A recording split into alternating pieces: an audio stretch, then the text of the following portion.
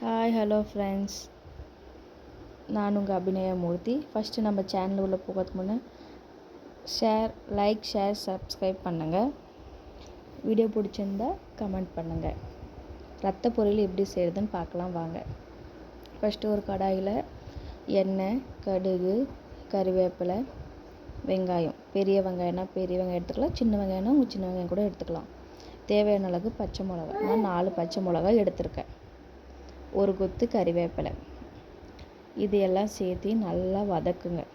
வதக்கிட்டு நல்லா வெங்காயம் ப்ரௌன் கலராக வரணும். நல்லா வதங்கிட்டு முன்னாடி சைட் பை சைடாக ரத்தம் வாங்கிட்டு வந்திருப்பீங்களே, அது நல்லா கையிலே நல்லா ஒரு கட்டி இல்லாமல் ஒரு சின்ன சின்ன கட்டி இருந்தால் ஓகே. ஏன்னா சின்ன சின்ன கட்டி இருந்தால் தான் வாயில் நல்லா மென்று சாப்பிட்றதுக்கும் நல்லாயிருக்கும் டேஸ்ட்டாக.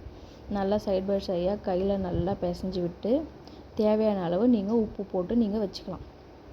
போட்டு வச்சுட்டு இப்போது நல்லா வெங்காயம்லாம் வதங்கிட்ட பின்னாடி அதை நம்ம பிசைஞ்சு வச்சுருந்தோம் இல்லையா ரத்தம், அதை எடுத்து அதில் போட்டு நல்லா கிளறி விட்டுட்டே இருக்கணும். அடிப்பிடாமல் கைவிடாமல் நல்லா கிளறிட்டே இருந்தால் அது ஒரு கலர் சேஞ்ச் ஆகும். அதை நீங்களே பார்க்கலாம். நீங்களே பாருங்கள், ஒரு கருப்பு கலராக சேஞ்ச் ஆகும். ரத்தம் நல்லா கைவிடாமல் கிளறிட்டே இருக்கணும். நீங்களே நல்லா பாருங்கள், கொதிச்சிட்டே இருக்கும். நல்லா சைட்லேருந்து அது நல்லா கொத்தி கொத்தி விட்டிங்கன்னா அந்த ரத்தமெல்லாம் இருக்கு இல்லையா, அதெல்லாம் உடஞ்சா இன்னும் கொஞ்சம் நிறையா ஆகும். கொத்தி கொத்தி விடுங்க நல்லா க்ளீனாக.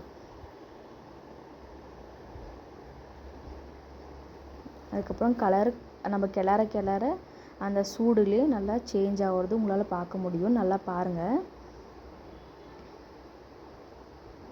சேஞ்ச் ஆகுதா பாருங்கள். நல்லா இதாக இந்த கன்சிஸ்டன்சிக்கு வந்துடுச்சுன்னா உங்களுக்கு ரத்த பொரியல் ரெடி ஆகிடுச்சின்னு அர்த்தம். பாருங்கள், இந்த மாதிரி செஞ்சு சாப்பிடுங்க, டேஸ்ட்டாக இருக்கும். சர்வ் பண்ணி பாருங்கள், செம்ம டேஸ்ட்டாக இருக்கும். இந்த மாதிரி செஞ்சு சாப்பிடுங்க. தண்ணி நீங்கள் எதுவுமே நீங்கள் ஆட் பண்ண வேணாம். மேலே மட்டும் லேசாக ஒரு கொத்தமல்லி தழை தூவி விட்டு, உங்களுக்கு வேணும்னா பெப்பர் பொடி கொஞ்சமாக தூவி விட்டு கிளறி சாப்பிட்டிங்கன்னா செம்மையாக இருக்கும். ட்ரை பண்ணி வீட்டில் செஞ்சு பாருங்கள்.